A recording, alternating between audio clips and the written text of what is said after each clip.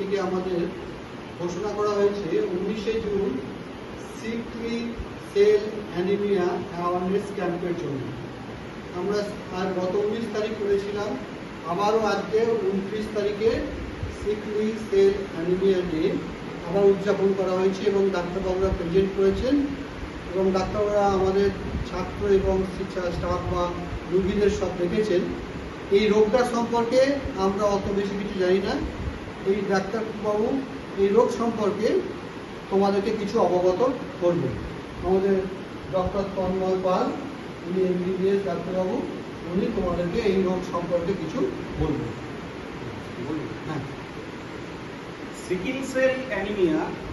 Sickle cell anaemia এটা একটা rare disease এবং এটা হচ্ছে জিন ঘটিত রোগ, জেনেটিক্যাল ডিসঅর্ডার।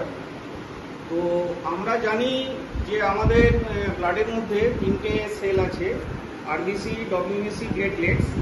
তো আরবিসি মানে রেড ব্লাড কর্পাসেল যেটা আছে, এটা কি থাকে এর মধ্যে? এটা হচ্ছে হিমোগ্লোবিন। হিমোগ্লোবিন কি ক্যারি করে? অক্সিজেন। অর্থাৎ আমাদের টোটাল বডি সেলের মধ্যে অক্সিজেন পৌঁছে দিতে কে সাহায্য করছে? হিমোগ্লোবিন। তো এই হিমোগ্লোবিন যেটা তৈরি হয়, একটা হচ্ছে হিম পার্ট এবং একটা হচ্ছে গ্লোবিন পার্ট। এই হিম পার্ট এবং গ্লোবিন পার্ট, এই যে চেনটা, এই চেনে গ্লোবিন পার্টে কিছু ডিফেক্ট থাকে। এই গ্লোবিন পার্টের ডিফেক্টের জন্যে হিমোগ্লোবিন ঠিকমতো কাজ করতে পারছে না এবং সেলগুলো তাড়াতাড়ি ডিস্ট্রয় হয়ে যাচ্ছে। অ্যাকচুয়ালি আরবিসি সেল, এদের লাইফ স্প্যান হচ্ছে 120 ডেজ, 120 দিন অ্যাভারেজ। এটা 110 দিনও হতে পারে, 130 দিনও হতে পারে, কিন্তু অ্যাভারেজ হচ্ছে 120 দিন। সেইখানে সিকেল সেল অ্যানিমিয়াতে কিন্তু আরবিসিটা লাইফ স্প্যান অনেক কমে যাচ্ছে, 10 দিন, 12 দিন, 15 দিন, 20 দিন। অর্থাৎ দেখা যাচ্ছে যে পরিমাণে আরবিসি তৈরি হচ্ছে বোন ম্যারো থেকে, স্কিন থেকে, লিভার থেকে, সেই পরিমাণে কিন্তু তার থেকে অনেক বেশি পরিমাণে সেটা কিন্তু আর্লি ব্রেকডাউন হয়ে যাচ্ছে, অর্থাৎ অনেক তাড়াতাড়ি সেটা নষ্ট হয়ে যাচ্ছে। যার ফলে যদি ওইলি দিকটাকে এবং বেশি নষ্ট হয়ে যায়, তখন আস্তে আস্তে আমাদের কিন্তু আরবিসি সংখ্যাটা ব্লাডের মধ্যে কমতে থাকছে। আরবিসি সংখ্যা যখন কমছে, তখন কিন্তু আমাদের বডি ফাংশনে ঠিকমতো কমে যাচ্ছে। সিকেল সেল, সিকেল সেল নামটা কেন হলো? অ্যাকচুয়ালি সিকেল মানে হচ্ছে কাস্তে।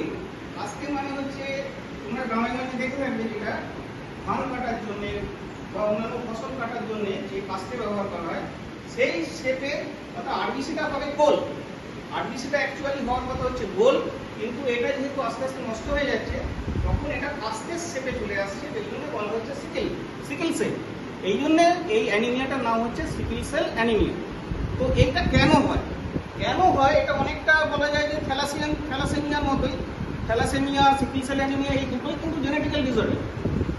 যদি দেখা যায় যে বাবার জিনের মধ্যে বাবা ক্যারিয়ার, বাবা কিন্তু অ্যানিমিয়া হচ্ছে না, মাও হচ্ছে ক্যারিয়ার, তাহলে দুজনেই যদি ক্যারিয়ার হয়, অর্থাৎ সিকেল সেল ট্রেট যেটাকে বলা হচ্ছে, দুজনেই ক্যারিয়ার হচ্ছে, দুজনের ক্যারিয়ার হলে তার সন্তান সন্ততি যারা হবে, তাদের মধ্যে কিন্তু এটা খুব প্রকট আকারে, খুব বেশি আকারে অ্যানিমিয়াটা দেখা যাবে।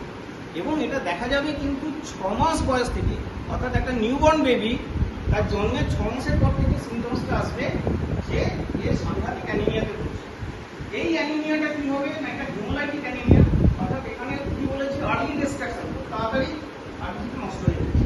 তাহলে যেহেতু আর্লি ডিস্ট্রাকশন হবে, এই আর্লি ডিস্ট্রাকশনের কারণে কিন্তু আমাদের হিমোলাইটিক জন্ডিসের সিমটমস আসে।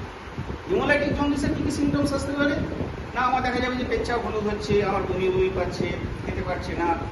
চোখ, আপার কনজাংক্টিভা কিন্তু হলুদ হয়ে যাবে। জিভের তলার দিকটা হলুদ হয়ে যাবে, বা হাত পা এগুলো হলুদ হয়ে যাবে।